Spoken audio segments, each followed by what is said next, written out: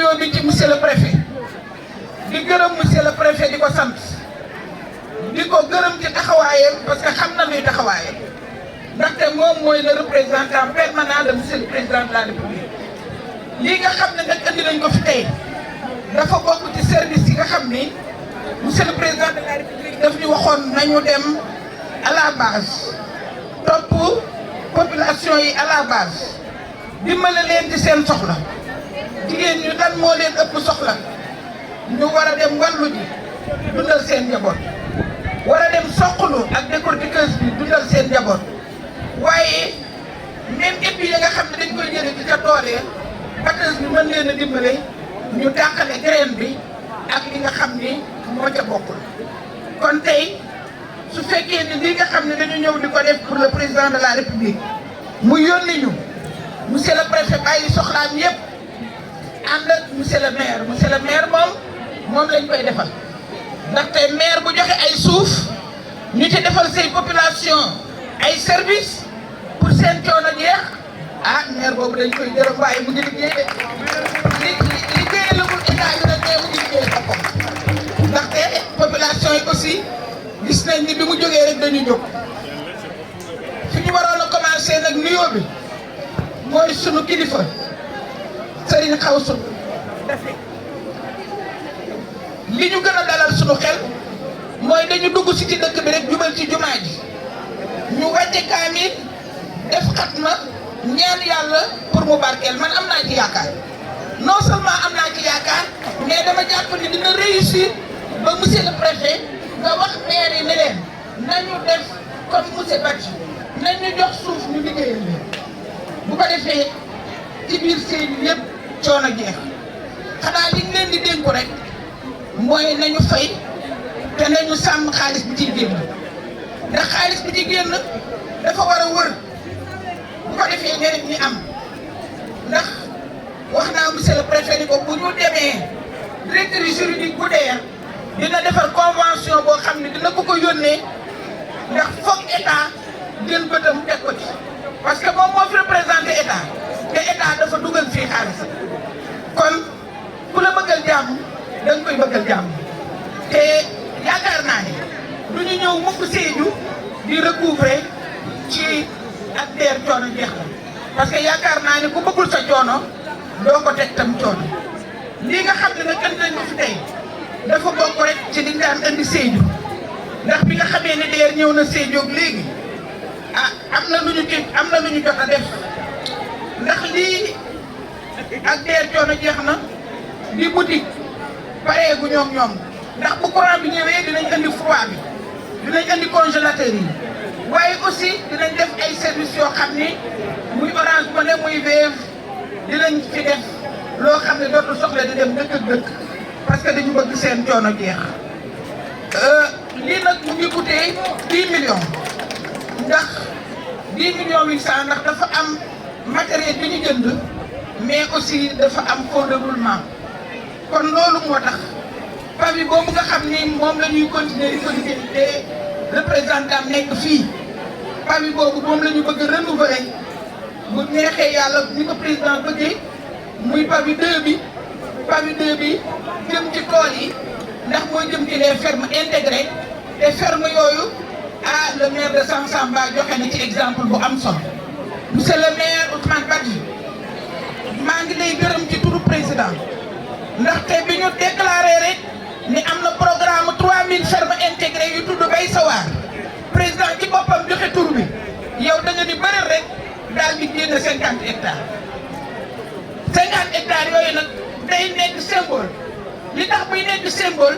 moo di ku ñu fal ci bopp commune bëgg nga lu dimbale commune bi ku ñu fal ci bopp commune bëgg nga commune bi am activité génératrice de revenu bëgg nga commune bi am coopérative boo xam ni day nekk luy soutenir ferme bi te ferme boobu ñun ñu ciy xaar fukki junne ak juróomi emploi kon yaakaar naa ne maire bu bëgg a intégré programme boobu président def di nga joxe suuf ni monsieur Badji le maire Badji joxe suuf loolu nag dafay baaxu DER ndax DER accompagné na juróom-ñetti junni ak juróomi téeméer bénéficiaire monsieur le préfet fii ci Sédhiou DER investi 200 millions fii ci Sédhiou ba mu ko investir itam jigéen ñi ci ëpp lu ëpp genn wàll gi ci jigéen ñi la jëm te jigéen ñi moom bu ñu naatee rek njaboot gi dina naat ndax ñoom du ñu dem di takk ay ñaareel du ñu dem di làqatu di lekk dañuy jox seen njaboot jigéen ñi ñoom lu ñu am ci njaboot gi la jëm te ñun dafa bokk suñuy objectif ñu génn fi luy chômage dafa bokk suñu objectif ñu génn fi luy loolu kon jigéen ñi ñoom ñoo mën a faj loolu. Bénéficiaires, distingués invités, Madame la Présidente du GIE, Mesdames et Messieurs, Madame le Secrétaire Général de l'ADER, merci de transmettre mes salutations, mais aussi mes remerciements aux équipes de l'ADER, particulièrement à la direction des opérations et à la charge de portefeuille de service, Madame Mariam Traoré. C'est avec une grande fierté et une profonde satisfaction que je prends la parole aujourd'hui à l'occasion de l'inauguration de cet espace de service dédié à la valorisation des produits locaux. Un projet porteur d'avenir et de dignité pour les populations de cette belle région de Sédhiou, d'où l'appellation ADER Thiono Jeexna. Cet espace de service ADER Thiono Jeexna de Dionguer est le fruit d'un investissement de 10 800 000. Au total, 5 sites ont été implantés dans la région de Sédhiou à hauteur de plus de 50 millions grâce à l'engagement des femmes qui parcouraient des kilomètres pour trouver un moulin et les denrées nécessaires pour nourrir leur famille. Les espaces de service ADER Thiono Jeexna abritent des équipements modernes, un moulin à billes, une décortiqueuse, une batteuse, ainsi qu'une boutique de commercialisation et un tricycle de transport qui permettront de transformer, valoriser et commercialiser efficacement les produits issus de nos terroirs. Au-delà des équipements, ce projet représente une opportunité économique majeure pour les femmes rurales, en touchant au moins 100 bénéficiaires par site. Il favorise ainsi leur autonomisation économique et financière, tout en contribuant activement à la promotion de l'économie circulaire et durable. En effet, grâce à la transformation, la valorisation des produits locaux, les circuits courts privilégiés, les revenus restent au sein des communautés. C'est cela la durabilité. Créer de la valeur ici pour les populations d'ici avec les ressources d'ici. Mesdames et messieurs, depuis son déploiement dans la région de Sédhiou, l'ADER FJ a déjà accompagné plus de 8500 bénéficiaires. L'ADER FJ a déjà accompagné plus de 8500 bénéficiaires pour un montant global de 4,3 milliards, dont 70% ont été destinés aux femmes. Ces financements ont touché des secteurs clés, tels que les services, l'agriculture, la pêche, l'artisanat et la transformation, contribuant ainsi à renforcer la résilience économique de la région. Permettez-moi également de remercier chaleureusement la commune de Sansamba pour l'octroi de 50 hectares de terre destinés au programme Bay Sawar initié par le président de la République, Bassirou Diomaye Diakhar Faye. Ce programme qui concerne 3000 fermes intégrées et connectées dont la mise en œuvre débutera prochainement vise à créer des emplois durables pour les jeunes, tout en développant une agriculture productive et innovante au service de la souveraineté alimentaire nationale. Avec ces fermes intégrées, nous entendons non seulement diversifier les activités agricoles, mais aussi bâtir des chaînes de valeur locales performantes, capables de répondre aux ambitions de transformation structurelle de notre économie, telles que définies dans la vision Sénégal 2050. Chères femmes, chers jeunes, ce projet est le vôtre. Il incarne la confiance que l'État place en vous, votre dynamisme, votre créativité et votre détermination à construire un avenir meilleur pour votre famille et vos communautés. Je vous invite donc à en faire un modèle de réussite, de solidarité, de bonne gestion, de bonne gouvernance, afin que ce site devienne une référence régionale en matière de valorisation durable des produits locaux. Vive la région de Saint-Louis, vive la région de Sédhiou, ADER, pour les jeunes, les femmes de Sédhiou. Je vous remercie. Les notables du village de Djonger, cher Khalif, Raji Kaoussou Dafé, la gendarmerie, le commandant de brigade, ainsi que tous les services ici présents. Je voudrais, Madame la déléguée, avant tout propos, vous remercier au nom de l'État du Sénégal pour toutes les actions et initiatives que vous avez entreprises depuis votre nomination à la tête de cette importante structure. Je voudrais également vous féliciter pour cette initiative consistant à mettre en place des boutiques pour accompagner les femmes du département de Sédhiou en particulier, mais les femmes de la région de Sédhiou en général. Je voudrais également magnifier cette action ô combien importante pour les populations. Tout à l'heure, j'ai échangé avec le maire de la commune de Sansamba, mais il me fait comprendre que c'est la première fois que sa commune reçoit ou accueille une telle initiative de l'État pour montrer que ce projet tient à beaucoup quand même les populations. Donc je voudrais vous féliciter pour cela,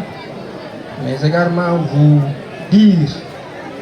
que l'administration territoriale, tout comme les collectivités territoriales, vont continuer à vous accompagner, à accompagner la DER dans le cadre de ces projets, mais également dans le cadre de ces initiatives. Je voudrais maintenant revenir par rapport à ce qui nous a réunis aujourd'hui ici et qui concerne l'inauguration de ces sites du programme ADER Chona Diem. Je pense que ce point est l'un des 5 sites devant être mettre en œuvre au niveau du département de Sédhiou. Après, bien évidemment, Kambunda, il y a Frankunda, Diola, il y a dans Salamé Pakao, il y a Tabana dans la commune de Bambali. Je dis que c'est très important pour nous parce que nous connaissons un peu la situation sociologique et sociale même des populations et ces genres de projets vont quand même soulager les femmes, mais surtout les jeunes, au-delà de l'aspect commercial, mais ça va réduire drastiquement leur déplacement. Et avec l'avènement du projet de la Sénélec, Pamacel et PES, qui vont électrifier plus de 100 et quelques villages dans le département de Sédhiou. Et récemment également, nous avons reçu un autre projet de la Sénélec qui va également contribuer à densifier le réseau électrique au niveau du département de Sédhiou. Pour dire qu'au finish, tous les villages du département seront électrifiés d'ici quelques mois, voire quelques années. Donc, vous dites que l'État est en train de faire énormément de choses pour vous. Donc, vous devez quand même accompagner l'État, mais également saisir ces occasions pour développer vos différentes localités. Et comme l'a si bien rappelé Madame le délégué, ce projet c'est un moyen de travail pour vous, surtout les femmes. En tout cas, personnellement, je suis rassuré. Parce que je connais un peu l'attitude ou l'aptitude des femmes de Sédhiou, qui sont quand même des travailleuses, des battantes. Et je pense que, soyez rassurés, l'ADER sera remboursée jusqu'au centime près. Donc, pour vous dire que vous avez quand même bien choisi cette localité qui est Djonger, et je pense que là, je l'ai dit, ça fait partie des foyers religieux les plus importants dans le département de Sédhiou. Et je connais un peu la région de Sédhiou dans le département parce que j'ai été adjoint au gouverneur en charge du développement. Après, on m'a été nommé adjoint au gouverneur chargé des affaires administratives dans la région de Sédhiou. Pour dire que je connais quand même tous les 3 départements de la région de Sédhiou. Mais comme ce que j'ai vu ici au niveau du département de Sédhiou, notamment dans ces localités, que ce soit Boudier, Pakao ou Dassi, quand même il faut le dire qu'il n'y a que des travailleurs qui sont là et qui sont prêts à travailler. Maintenant, ce qui reste, c'est ce que nous sommes en train de faire aujourd'hui, c'est de les accompagner, mais également de voir comment peut-être renforcer leurs moyens d'existence et les moyens de substance. Je pense que c'est important de le dire. Et comme vous l'avez dit tout à l'heure également, nous avons au niveau du département 14 communes. Et je vais prendre l'engagement quand même de vous rassurer, de dire qu'au-delà de cette superficie affectée à la DER par la commune de Sansamba, d'autres communes pourront éventuellement en bénéficier. Et une fois que vous nous avez saisi dans ce sens, on va saisir les maires concernés. Et je pense qu'ils seront quand même disposés à vous accompagner dans le cadre de ces fermes initiées par son excellence monsieur le président de la République. En tout cas, soyez-en remerciés. Maintenant, pour l'outil de travail, parce que moi je l'appelle l'outil de travail, c'est très important parce qu'il y a une boutique, il y a des moulins, il y a des batteuses et des tricycles qui sont prêts à vous accompagner. En tout cas, j'invite les femmes, comme on m'a évoqué ici, mais toutefois.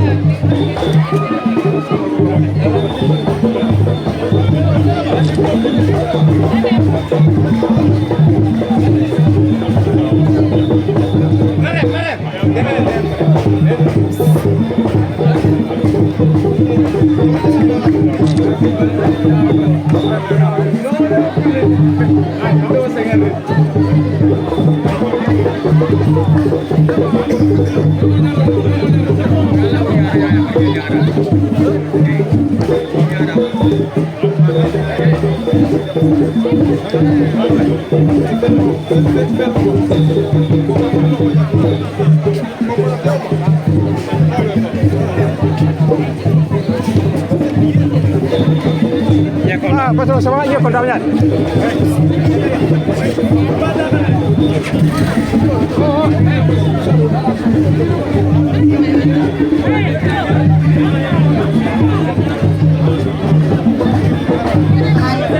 Voilà, alhamdulillah, saya mulai bebeta Khalifa Ba Fadjel, dan bakos da pionnier, madame Aïda Mbodj, ak délégation molam ta Khalifa Ba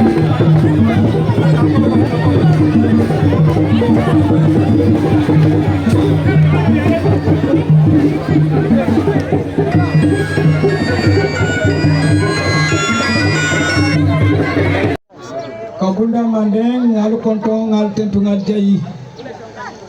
Ngalu konton délégation Pola, Mimu Madame Aïssatou Mbodj,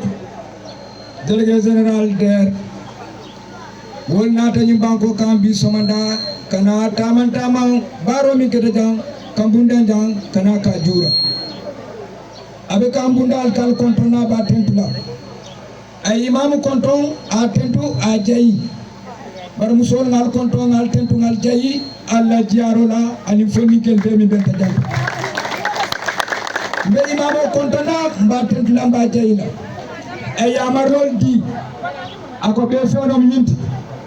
Masala ko do dunje masaya pulo dunje yena fa fe mi nyini je wolo moliye fanso bara musol faninkel masaya to lel toro pour ni satina bi momo si mama fanso do isi fansa mbalo nyame wo kamala ay be dani samuta kom be la fono ye ko do min dundije si fere ke ba tamandi anyama parce que formation ni ka financement minna fo mo si fanso to di wala nambal tentla mbal jayla wo kuma kaw madame la déléguée générale a wol fo ya maro fanala law to bambal la man ka kawna kombe samay wa salam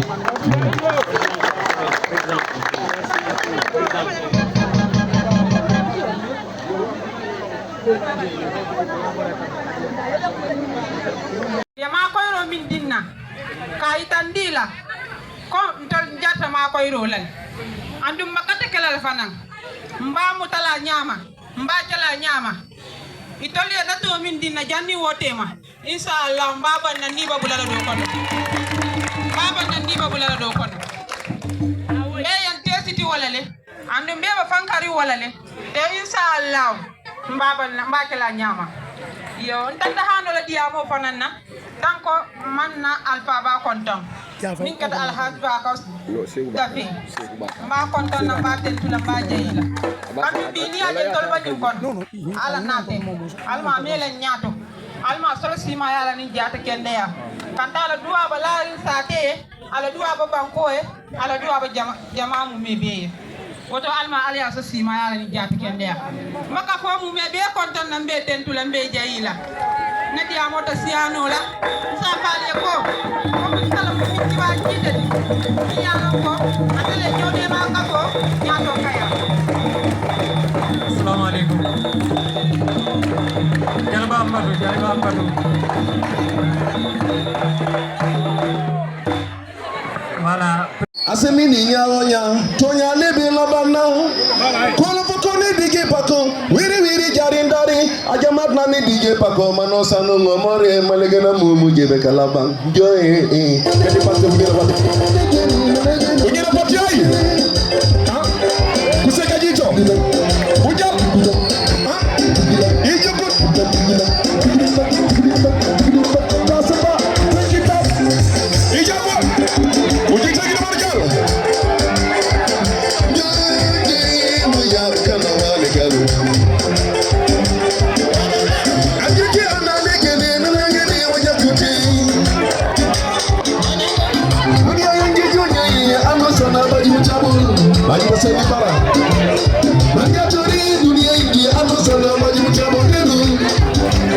Voilà, 12h23 minutes. Animation Tonnerre.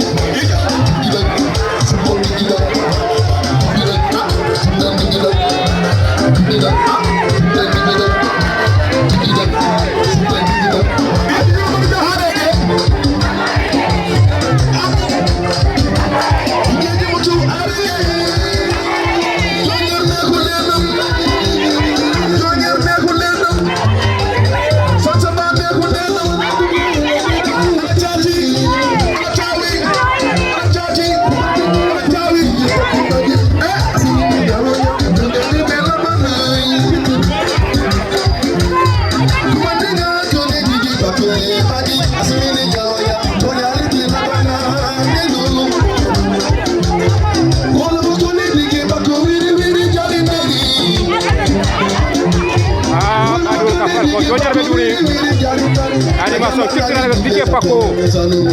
jeudi 30 octobre 2025. Avec Madame Aïda Mbodj pour l'inauguration scientifique.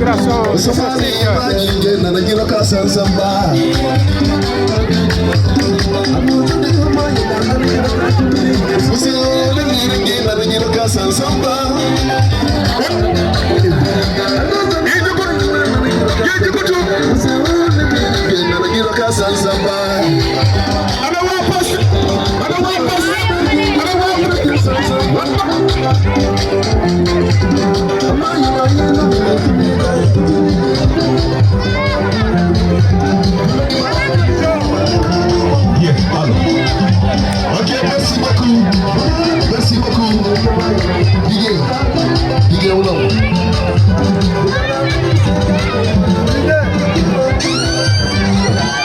Merci beaucoup. Voilà l'animation avec Didier Paco. Padi Dego ala baraka. Kontaan naa ci yéen.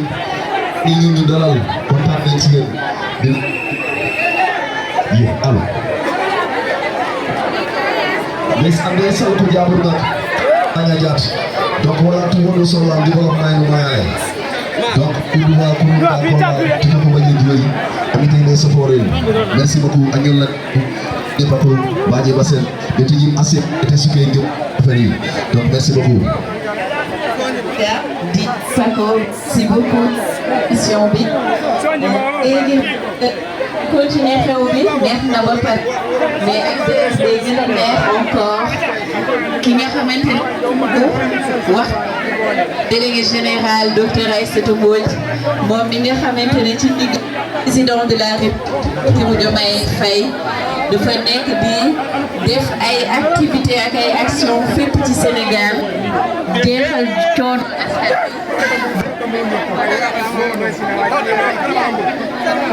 Badiou balkondo na kote ke fandema kafol kumu yal sija munketa docteur Aïssatou Mbodj la kumoti awilale bulo mamandi kada téléphone mina diamola awilale bulo mamandi kumu yesidu lato école ke al bulo mamandi docteur en kende ke muyad na foder ale bidiko sodo janto ale masino sodo janto ale tia busaro sodo ale taftafo sodo ko dal bulo mamandi moni alom bekeri mbi al bulo mamandi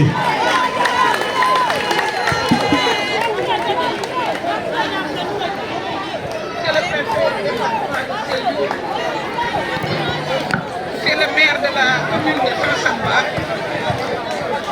messieurs les chefs religieux, mesdames et messieurs les représentants des services techniques, régionaux, départementaux, les services locaux, mesdames et messieurs les élus. ñoori bona jeto délégué le betiabla mansato la munjata docteur Aïssatou Mbodj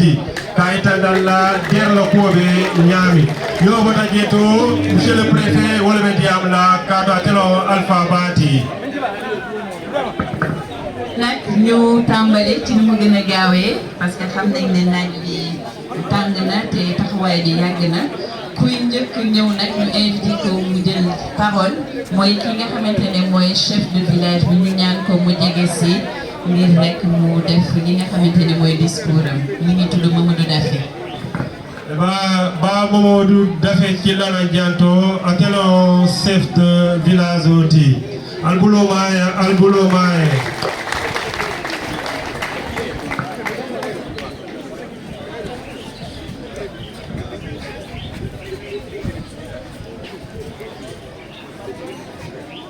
Assalamu alaikum wa rahmatullahi ta'ala wa barakatuh.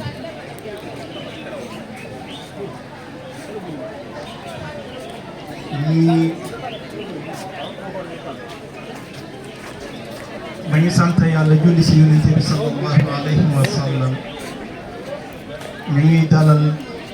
kilifa yoo xamante ne jóge nañu fa sori ñëw te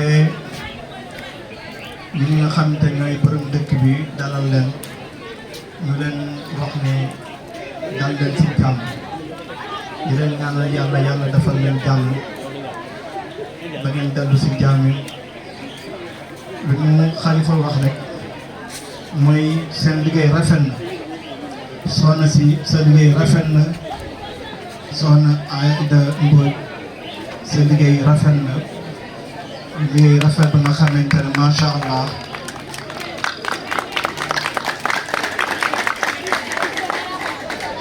nu mu ko jàppee nii moom su eggee si réew bi yëpp daf naa moom coono dina jeex ñun ñii de am nañ yaakaar li nga xamante ne président dëkk na la ko de premier ministre ñun moom gis nañ ko daf naa moom am luñ siy teg xanaa di la ñaanal yàlla di la yàlla fay la ak yonent bi sallallahu alayhi wa sallam di ñaanal préfet bi ñun nag am nañ benn problème bi ñu fa am rek maanaam mooy suñu maire di Ousmane Badji dënk nan la ko nga yóbbu dënk bi jox ko premier ministre premier bi jox ko président de la république nga xam ne moom li ngeen ki ko yónni fii maanaam lu ngeen ko bàyyil lépp mi ngi koy def kontaan nañ si moom loolu mooy seen kàddu nga xamante ne gudd na gàtt na asalaamaaleykum wa rahmatullahi taala wa barakaatu. waaleykum salaam wa rahmatullahi taala wa barakaatu. jërëjëf chef de village say macha allah ginnaaw yow nag ki nga xamante ne mooy maire dëkk bi moom tamit dañ koy jox kàddu bi mu dalal ñu mu def donc mot de bienvenue mi ngi tudd Ousmane Badji wala Badji.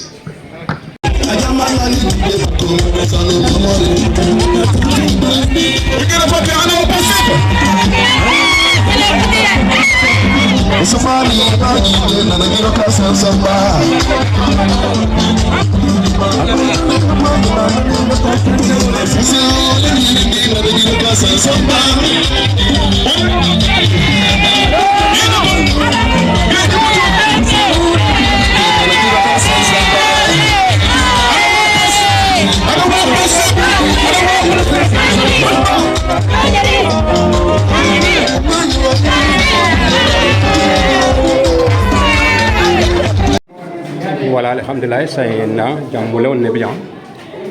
Capitaine le maire Ousmane Badji nata communauté. Donc, nous sommes là, le moulin, nous faisons bien. Ngamira gonyer musulu say ngamira gonyer musulu ngamla yekuda falo ya fayle say kuda turo bantale mo na le maire Ousmane Badji nata moulin nous faisons bien. Machallah, donc on va s'approcher de madame Aïda Mbodj, déléguée générale, qui est en train de peut-être dire quelques mots. On va mettre en place la coopérative.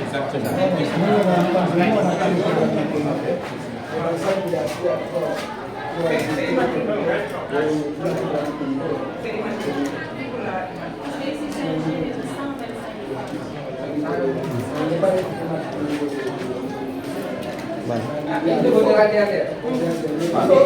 faut et l'antenne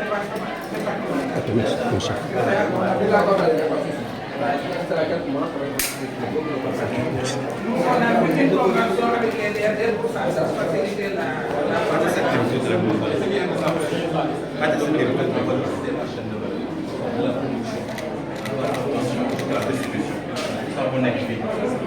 wàllu fi nga ñëw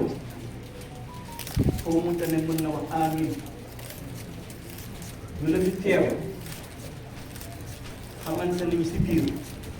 waa Caas na xam ne fan mooy jooñee la maire bi nga gis nii yéen a tax mu ne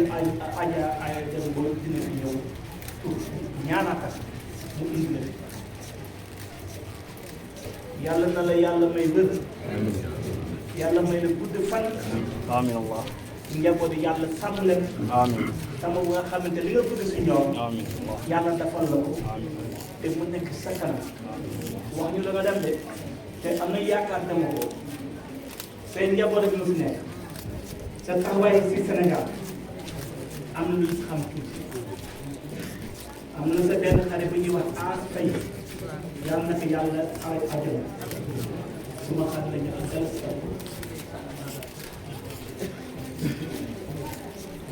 xalifa bi sama mag la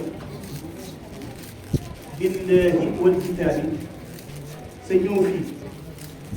daf naan fi yam ni ngi préfet bi ñoo lay ziare bu baax a baax ku baax mbokk ba ñu kan xalifa bi bañ fa yónnee ñii ñëw liggéey boor ak suba kër bi waaye bañ fa demee yàlla bi ma tam yàlla mu ñuy tiim ñu mën a seet loo xamante ne te loolu teewuñu ko lu ñuy teralee xam nañu yàlla dina ko may gudd fan ak jërëjëf yàlla na lay yàlla defal jàmm yàlla na la yàlla defal sutura li nga bëgg yëpp yàlla na la ko yàlla defal bi jaay seen wujj yooyu dina ñu indi la fi xam nañu bokkul seen programme wante ñoo ko fi dugal yéen a moo tax ñu def dem dama bëgg nag nga dal fi yàkkamti fi am na comme du fii rek wante lu ñu bëgg nag ñu def ko bëgg nañ ne def ko ba ñu egg ba si xalifa bi si kàttan yàlla ni ko maire Ousmane fas yéene ñu def ko incha allah te xam naa loolu njëriñ rek lay doon si yow si premier ministre boobu dem ba si président de la république incha allah rabbi di ummatu Muhammad sallallahu alayhi wa sallam. alhamdulillah bari wolo te Mamadou Ba ju def lu tabax ci la sansen xam nañ aada ñaan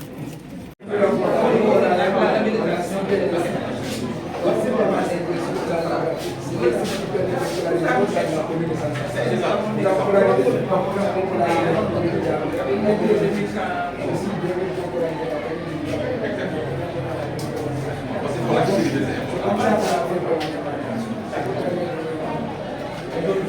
voilà donc sito ñom fana nga mo leon fana visiter comme ya fa nya fa yemen visite guidée voilà donc ñom joram dan cey tandi joron fana ñata ko la ñadi de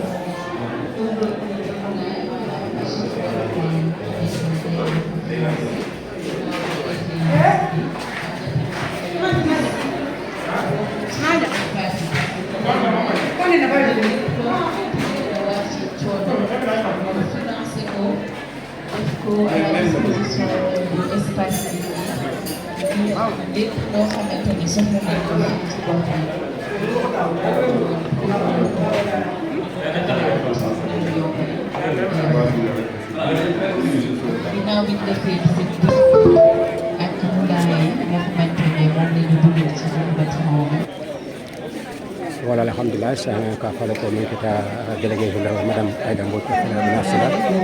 ministre du département préfet avec le maire de la commune de Sansamba et toute délégation. Voilà. Ça va?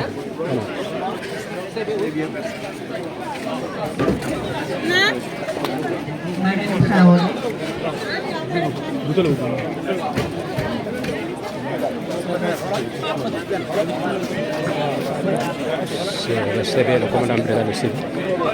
Chef, bonjour. C'est le maire de la commune de Sansamba. Le préfet du département du site. C'est le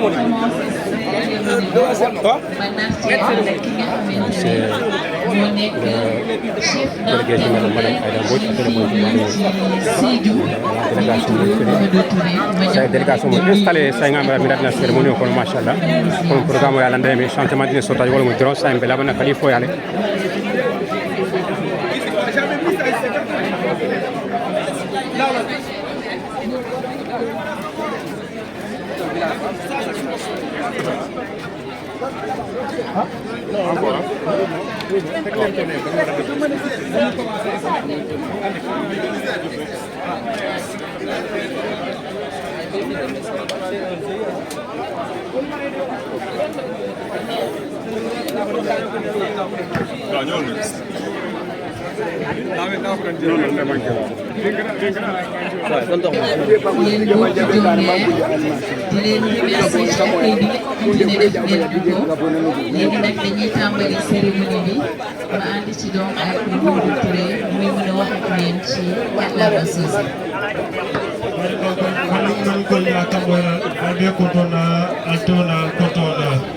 Bafonale al Nubara, al Nada Janyami, al Bonna la stratégie de Kafitana Diam de dire le programme là. Nous kata butikoti ani masinol ani tricycle kamia tap tafo ani tiabusara. Bari